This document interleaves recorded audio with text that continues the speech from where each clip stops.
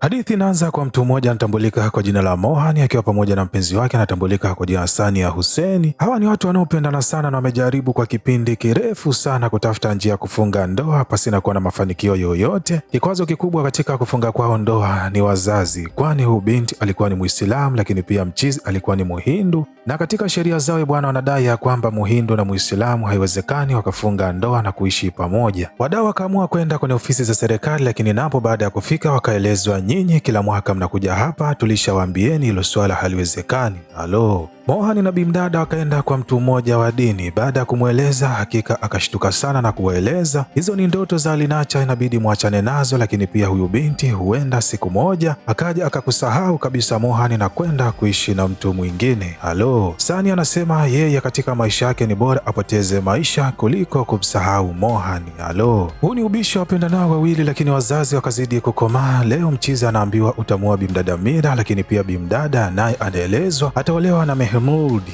Halo. Mohan akasema isiwe kesi, leo anamfuata baba mkwe na kumweleza yeye kuanzia siku hii ya leo ataitwa Mehmudi. Dini kitu gani bwana? Yeye yuko tayari kuweza kubadilisha dini bwana. Baba akampigia Mehmudi na kumpatia hizi taarifa. Anamweleza mchizi, bwana, hizo ngoma ulizoandaa tafuta sehemu ya kupeleka, kwani mimi binti yangu tayari ninamwozesha kwa Mohan, amekubali kuweza kubadilisha dini. Halo. Mehmudi akachanganyikiwa sana, lakini mpambe wake akawa yupo mbele ya muda, kwani ngoma zote pamoja na wapigaji alikuwa tayari ameshawapeleka kwenye nyumba bimdada Sania. Halo. Mohan ama unaweza kumuita Mehmudi leo anafika ndani ya hili eneo pamoja na wapiga ngoma, bila kumsahau rafiki yake kipenzi Mr. Gupi ambaye huwa anamsapoti sana katika mambo mbalimbali. Wanafika ndani ya hili eneo, wanakaa kitako, ibada inapita, mchizi anakubali kumwoa binti, lakini pia hata binti naye anakubali kuolewa na mchizi. Shekha anasema mnenda akamfunue bimdada. Mchizi baada ya kumsogelea akashtuka sana, kumbe alikuwa sio bimdada Sania, na huyu bimdada alikuwa anatambulika kwa jina la Ruhi. Halo. Bwana, mshike kaanza ndani ya hili eneo. Mohan anamuuliza baba mkwe, bwana, hukumweleza binti yako kama nimeisha kubali kugeukia upande huu? Lakini baba mkwe anasema kwamba alihitaji kumsurprise mwanae. Mohan anawaka, analalamika, anasema hakika ninashukuru sana kwa kunipatia surprise kama hii. Mchizi anahitaji kuvunja ndoa, lakini bimdada anasema hatokubali kabisa kupatiwa talaka mara ya tatu, kwani anadai mpaka sasa mkononi mwake ana talaka 2, na endapo hii kitokea basi yeye atakuwa yupo tayari kabisa kuweza kutoa uhai wake. Mohan baada ya kusikia hii kauli akakubali kuishi na bimdada Ruhi. Halo.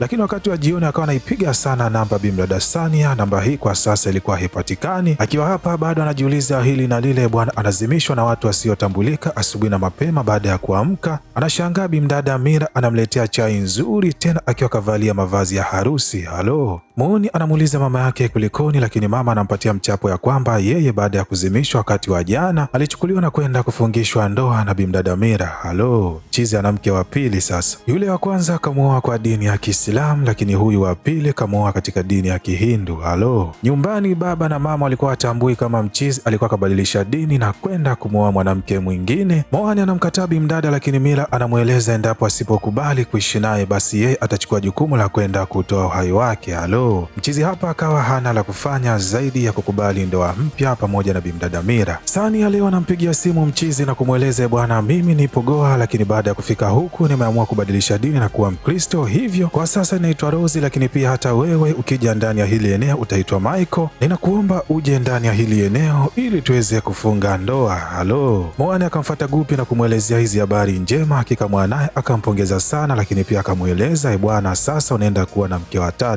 Halo. Wakiwa hapa babake na Sani anafika na mweleze, bwana, toka usiku wa jana uweze kufunga ndoa na Ruhi haujaonekana kabisa nyumbani, hivyo nimekuja kukuchukua uende angalau ukakae siku 7 za mwanzo pamoja na mke wako. Halo. Mohan pamoja na Gupi wanarudi nyumbani, anamweleza baba yake anahitaji kuelekea Goa, lakini mama anasema itakuwa vizuri sana muongozane na mke wako mkafurahia hanimuni, lakini mwana akawa analeta ubishi. Baba mkwe akamweleza ni lazima mwelekee Goa pamoja na mkeo. Mira anamweleza mama mkwe, ngoja nikaandae mizigo, lakini pia mama anamweleza Gupi, nenda kakate tiketi za watu hawa wawili. Halo. Mohan anaenda kwa mke wake Ruhi, ambapo huku akifika anavaa nguo za Kiislamu. Akiwa hapa kipindi ambacho alikuwa akaenda kunawa, simu inapigwa. Mama mkwe anamweleza bimdada Ruhi Ruhi, hebu pokea hiyo simu ya mumeo. Ruhi kwa shangwe kubwa baada tu ya kupokea nasikia sauti ya Gupi ikimweleza nimeshakata tiketi ya kwako pamoja na mumeo ya kuelekea Goa. Halo. Mohan anaiwahi simu na kumweleza mchizi wake, mbona unaniharibia? Unamweleza tena Ruhi mipango tulionayo. Kikamwamba akamweleza, mimi usinilaumu kwani sikutambua, kwa sasa upo na Ruhi, nilitambua huyo ninaongea naye ni Mira. Halo. Ruhi anafurahi sana, anasema Mehmudi leo ameamua kunipeleka Goa hanimuni, lakini mama anamweleza nenda kaandae nguo zako kwa ajili ya safari. Halo. Baba naye anamweleza mkewe inabidi nasi tuelekee Goa, lakini mke anamkata maini kwa kumweleza na uzee huo ulionao kwa sasa hata tukufunga kamba kuanika nguo mbichi unashindwa, je huko Goa utaenda kufanya kazi yoyote? Halo. Marafiki hao wawili wanakutana na kuweka mipango miwili, ambapo hapa Abi ilikuwa anatakiwa aweze kuondoka na hawa wake wawili wa mtaalamu wetu Mohan ama Mehmudi, na wake hawa wawili baada ya kufika kule bwana, kwa bahati mbaya ama nzuri wakaweza kufahamiana, lakini pia mchizi Gupi ndio akawa rafiki yao mkubwa, kwani bimdada Mira alikuwa anatambua ya kwamba mchizi alikuwa ni rafiki wa mumewe, lakini pia Ruhi naye alikuwa anatambua hivyo hivyo pasina kutambua kwamba walikuwa wameolewa na mwanaume mmoja. Halo. Wadada wakawa na enjoy sana matembezi ndani ya hili eneo, lakini ghafla wakaambiwa na mtu ambaye alikuwa ni mwenyeji ndani ya hii sehemu ya kwamba leo kuna kanisa moja ambapo kuna watu wengi sana wanaenda kufunga ndoa. Watu hawa wakamshawishi Gupi kuelekea kanisani, lakini huku upande wa pili wa mtaalamu wetu Mohan ama Mehmudi anafika kanisani na kuanza kumtafuta bimdada Rozi ama mpenzi wake Sania pasina kuwa na mafanikio yoyote. Upande wa pili tunakutana na kapo fulani ambao nao walikuwa wanakuja kanisani. Huyu bimdada anatambulika kwa jina la Jenny, leo anatemwa na boyfriend wake. Anaelezwa ya kwamba hataweza kuchukua jukumu la kwenda kufunga naye ndoa, kwani endapo akifanya hivyo basi baba yake atamtoa kwenye urithi. Mshtuko huu bimdada ukampelekea kuweza kuzima, lakini akadakwa na mtaalamu wetu Mehmudi ama mtaalamu wetu Mohan, na mtu huyo bwana akafanikiwa kuweza kumpumulia katika mdomo wake ili kuweza kumpatia sapoti ya kuweza kuvuta pumzi zaidi. Bimdada baada ya kuamka anashuhudia mbele yake kulikuwa kuna handsome boy mmoja ambaye alikuwa kavalia suti tayari kabisa kwa ajili ya kwenda kufunga ndoa na Mohan ama Mehmudi. Baada ya kuinua uso wake akafanikiwa kuwaona wake zake wawili. Hapa ikabidi tu awe mpole, akajificha kwa Jenny, na bimdada naye akaitumia hii nafasi ya kuingia na mchizi kanisani, na mwamba humu ndani ya kanisa akajitambulisha kama Michael. Halo. Ibada ya ndoa inapita, mchizi kila kitu anachoambiwa yeye alikuwa anaitikia tu vile vile, kwani alikuwa anatambua endapo tu akigeuka basi wake zake wawili watamuona na huenda msala mkubwa ukaibuka ndani ya hili eneo. Ndoa inamalizika, Michael anafanikiwa kufunga ndoa na bimdada Jenny, na huyu alikuwa ni mke wake wa tatu. Halo. Yaani mchizi mpaka sasa akafunga ndoa na wanawake watatu wanaotoka katika imani tatu tofauti. Halo. Huyu jamaa sijui tumpe jina gani bwana. Mchizi akaamua kuelekea kwa padri kwenda kuungama dhambi zake. Anamweleza baba ya kwamba mimi haya mambo yananitokea tu na hizi zote ni harakati za kumtafuta mwanamke ambaye nilimpenda sana, ambaye ninahitaji kuishi naye. Halo. Padri akashtuka, lakini pia akamuuliza mwamba, jina lako ni nani? Mchizi akaamua kupita chauani. Mzee wa dini kabidi amwite askari mmoja anatambulika kwa jina la David na kumpatia hii kazi. Anamweleza kwamba kuna kijana mmoja ambaye amenishangaza sana, yaani yeye mpaka sasa ana wake watatu ambao amewaoa na kila mmoja ana imani tofauti, na kibaya zaidi watu hawa wote hawafahamu ya kwamba mume wao ni mmoja. Halo. David anafunga safari mpaka Bupa, sehemu ambapo alikuwa anaishi mtaalamu wetu Mohan ama unaweza kumuita Mehmudi ama unaweza kumuita Michael, na kibaya zaidi bwana David alikuwa ni kaka wa bimdada Jenny. Halo. Anafika anamkuta mchizi na kuweza kumpiga mikwala ya kutosha. Anasema ya kwamba amefika ndani ya hili eneo kwa misheni maalum ya kumtafuta mwanaume aliyefunga ndoa na wanawake watatu wanaotoka kwenye dini tofauti. Jenny anasema huyo mtu hawezi akawa Michael, kwani huyu ni kijana anayempenda sana Mungu, lakini pia ni mstaarabu. Hasa mchizi bwana akaamua kumpangia bonge moja la jumba bimdada Jenny, lakini pia Mira kwa kuwa alikuwa anaishi pamoja na wazazi wake, lakini pia Ruhi naye alikuwa anaishi kwa baba yake na bimdada Sania. Halo. Hivyo kwa mchizi hapa ikawa ni kitonga, lakini kimtindo ikawa ni complicated, kwani kila mwanamke alikuwa anahitaji kutumia muda mwingi sana pamoja na mchizi. Cha kushukuru ni kwamba rafiki yake Gupi alikuwa anampatia sana sapoti, lakini pia hii ikampelekea Gupi kwenye msala mzito, kwani akawa anafuatiliwa na bimdada mmoja anayetambulika kwa jina la Santosh. Bimdada huyu alikuwa na taasisi yake moja ya kuweza kuwasaidia wanawake ambao walikuwa wanateseka sana kwenye ndoa zao. Hivyo alivyomwona Gupi akiwa anaongozana na wanawake hawa wawili kila sehemu, akawa na wasiwasi naye na kuanza kumfuatilia, lakini pia kwenda kumshtaki katika kituo cha polisi, akisema ya kwamba huenda huyo ndio akawa yule mwanaume ambaye stori zake zimeenea sana ndani ya hili eneo, mwanaume aliyefunga ndoa na wanawake watatu wanaotoka kwenye imani tofauti. Michael anaulizwa na mke wake Jenny ya kwamba wewe kila siku huwa unakula tu chakula cha asubuhi, je, cha mchana na cha jioni huwa unakula maeneo gani? Mchizi akamweleza anakula hotelini, sehemu ambapo anakofanyia kazi. Jeni akashangaa, lakini pia akamweleza basi ajiandae, siku ya kesho yeye atakuwa na sherehe ya kukumbuka siku yake ya kuzaliwa. Halo. Mchizi baada ya kuondoka anafika kwa mke wake Ruhi, naye anamweleza kwamba siku ya kesho ambayo itakuwa ni Ijumaa, anamwomba mume wake asile chakula chochote bali washiriki wote katika maombi ya kufunga. Halo. Mohan ama Mahmudi ama unaweza ukamwita Michael leo anachukuliwa na baba mkwe wake na kwenda kununuliwa nguo za Kiostaz. Akiwa hapa anapigiwa simu na Mira, anaelezwa kwamba kuna mahitaji baadhi ambao anahitajika aweze kuja nayo nyumbani siku hii ya leo. Ikabidi aweze kumweleza baba mkwe wake kwamba wapitie katika soko moja kwenda kuchukua mahitaji, lakini cha kushangaza kipindi ambacho alipokuwepo dukani anashtuka baada ya kumwona baba yake, lakini pia baba naye akashtuka, mbona kama huyu mtu ninayemfahamu? Mohan baada ya kushtuka bwana akaamua kupindisha uso wake pamoja na mdomo, lakini pia akaanza kutembea kama chiba. Halo, huyu mchizi mwisho wake huenda ukawa ni jau sana.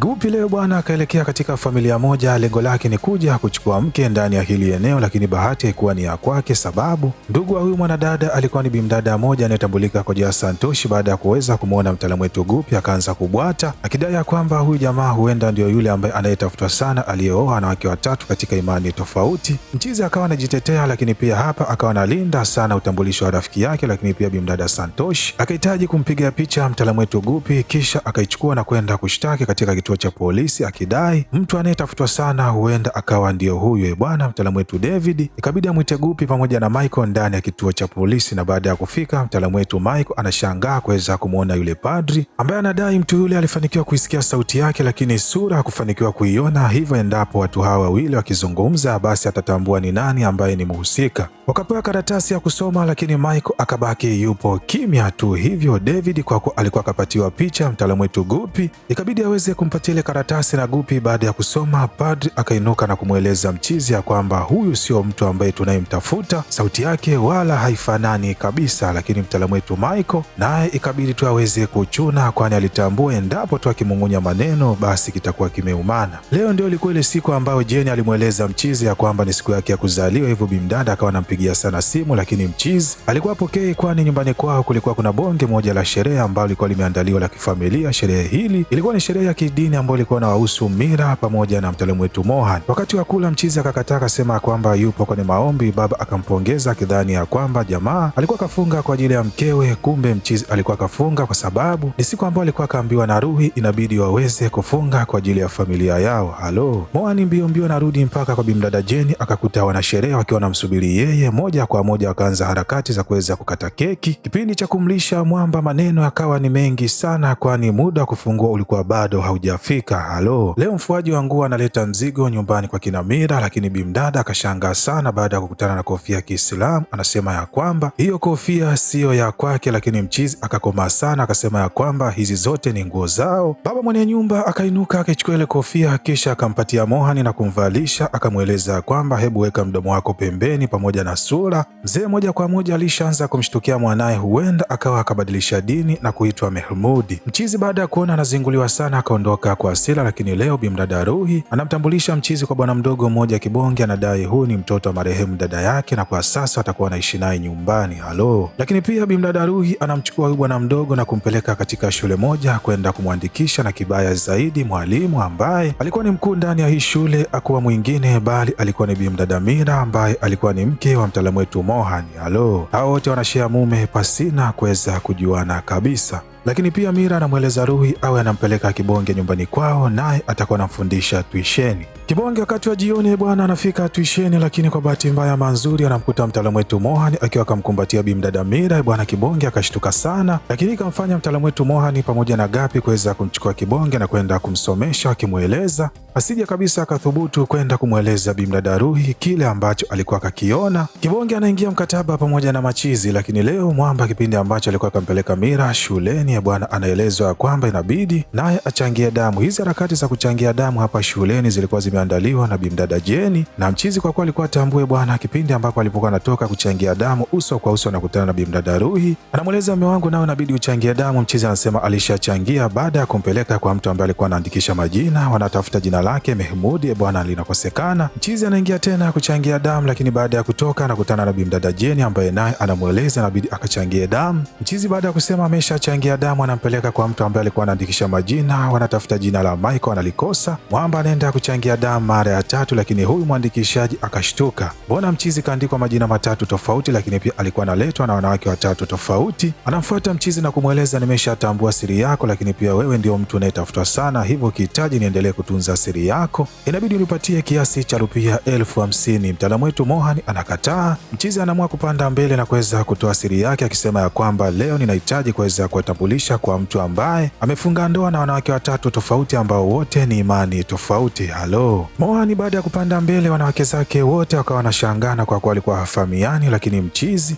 hapa akaanza kuzungumzia kuhusu dini zote ambazo zilikuwa zinapatikana India na kusema ya kwamba wote ni wamoja. Maneno ambayo mchizi alikuwa anaongea akapelekea watu wote ndani ya hili eneo kuweza kumshangilia wakisema ya kwamba hakika Mwamba alikuwa ni kichwa, lakini pia akiwa hapa anafanikiwa kumuona bimdada Sani ambaye kwa sasa alikuwa anatambulika kwa jina la Simrani. Bwana hapa mchizi akashtuka sana, lakini cha kushangaza alikuwa hamkumbuki kabisa mchizi wetu Mwamba. Ikabidi aweze kufuatilia hili gari. Moja kati ya mlinzi anampatia hadithi ya kwamba huyu bimdada alitekwa na mtu anayetambulika kwa jina Mehmudi kipindi ambacho alipokuwepo Goa, na wao kipindi ambacho alimuokota bimdada huyu alikuwa amepoteza kumbukumbu. Halo. Na Mwamba anasema bimdada huyu kwa sasa ni siki na hivyo anamtafuta mwanaume ambaye ataweza kumuoa. Mwanaume huyo wanatamani sana awe ni siki ambaye anaifahamu vizuri dini yao. Halo. Mchizi akasema ataolewa na Sadal Manjit Singh, yani ni yeye. Hapo hapo Mwamba akabadilisha dini. Halo. Huyu jamaa hafai, lakini pia akawa anakutana na bimdada mara kwa mara. Hakika mchizi akawa anajitahidi sana kuwa na tabia njema na kuhudhuria ibada. Hatimaye bimdada leo akamfuata na kumweleza ametokea sana kumpenda. Familia ya bimdada Sania ya sasa inakaa kikao pamoja na Mwamba na kumweleza imeshamkubali, na hivyo wanamwambia mchizi ajiandae kwa ajili ya ndoa baina yake pamoja na bimdada Simrani. Halo. Na wake zake wote kipindi ambacho alikuwa akimpigia simu, basi alikuwa anapokea gupi ambaye alikuwa anaongea lugha zisizokuwa zinaeleweka kabisa. Hii yote alikuwa anahitaji kuweza kuwachanganya, lakini pia kukata mazoea, na kwa sasa alikuwa anahitaji kutulia na penzi zuri la bimdada Sania. Halo. Mwamba atatoboa kweli? Anyway, ngoja tuendelee. David katika uchunguzi wake anafanikiwa kumkamata Mehmudi original na kuweza kumfanyia mahojiano ya kina. Mchizi anamweleza kwamba mtu ambaye anayemtafuta ni yule anayetambulika kwa jina la Michael, ambaye pia wengine wanamtambua kama Mohan. Halo. David akachanganyikiwa, lakini pia waandikishaji kwenye kile kituo ambacho mchizi siku ile alitoa damu mara 3 naye akaja kuthibitisha hilo jambo, lakini pia akafanikiwa kuweza kumwonyesha picha. Baba mtu bwana leo anapiga simu kama kawaida, gupi anaongea yale maneno yake asiyoeleweka, lakini ghafla babake na Sania anafika hapa na kuita Mehmudi. Babake na Mohan anatoka nje na kumuuliza wewe unamuita Mehmudi ambaye ni nani? Babake na Sania anasema ya kwamba mwanao alibadilisha dini na kuitwa Mehmudi na kufanikiwa kuweza kumuoa moja kati ya binti naishi naye nyumbani anayetambulika kwa jina la Ruhi. Halo. Manjiti ambaye kwa sasa amesha kuwa siki original bwana yuko hapa ananunua pete kwa ajili ya kwenda kumuoa mwanamke wake anayempenda sana, lakini huku mama wa mtu anapata taarifa kupitia meseji, kwani mchizi alifanya manunuzi kwa kutumia kadi ya mama yake. Halo. Wazee hao wawili wanaondoka kwenda kumtafuta kijana ambaye ana siku kadhaa sasa hajaonekana nyumbani, lakini pia David anakusanya wanawake hawa 3 na kuwaweka mtukati na kuwaeleza ukweli mzima juu ya mume waliye naye, lakini pia wote baada ya kutoa picha ya wamezao bwana akashangaa sana ya kwamba mume alikuwa ni mmoja. Halo. Mambo haya yote mtaalamu wetu Mohan ama Manjiti wa sasa alikuwa anayasikiliza, lakini pia hata yule mtoto kibonge naye alikuwa akamfahamu mchizi, lakini akaamua tu kupotezea. David pamoja na hawa wanawake bila kuwasahau wazazi wakaenda kumnasa gupi ambaye akamwambia kwamba mchizi anaenda kufunga ndoa pamoja na bimdada Sania. Bwana mchizi akafanikiwa kuweza kuwafikisha eneo la tukio la harusi Sania. Baada ya kuwaona wazazi wake kumbukumbu zikarudi na akafanikiwa pia kumkumbuka mtaalamu wetu Mohan, lakini David akakianzisha na kutoa siri nzima ndani ya hili eneo. Kitu hiki kapelekea kila mmoja kuweza kushangaa. Gupi akaingilia mtukati na kusema ya kwamba watu wote msimlaumu mtaalamu wetu Mohan, kwani yeye aliweza kufanya haya yote kwa sababu alikuwa anahitaji kusaidia maisha yao, kwani kila mwanamke alikuwa anamtishia kwamba endapo asipokubali kuishi naye, basi atachukua jukumu kubwa la kutoa uhai wake. Halo. Lakini pia kila mwanamke baada ya kuulizwa akasema ya kwamba yeye hana kinyongo na mtaalamu wetu Mohan, bali bado wanampenda, lakini pia wanamtambua kama mume wao. Halo, yani bimdada Jeni anampenda mchizi, lakini pia Mira, bila kumsahau Ruhi, na kwa sasa hata bimdada Sania ambaye anatambulika kama Simrani naye anampokea mchizi kama mume wake. Yani kwa ufupi, mchizi kwa sasa ana wake 4. Halo. Mohan kutokana na purukushani, lakini pia kipigo alichotembezewa na mtaalamu wetu David anazima baada ya kuzinduka akiwa hospitalini, pembeni yake akiwa mama yake. Mkubwa anamweleza, bwana, inabidi uoe mwanamke wa 5, kwani wewe tu baada ya kuzaliwa niliweka ahadi kwa rafiki yangu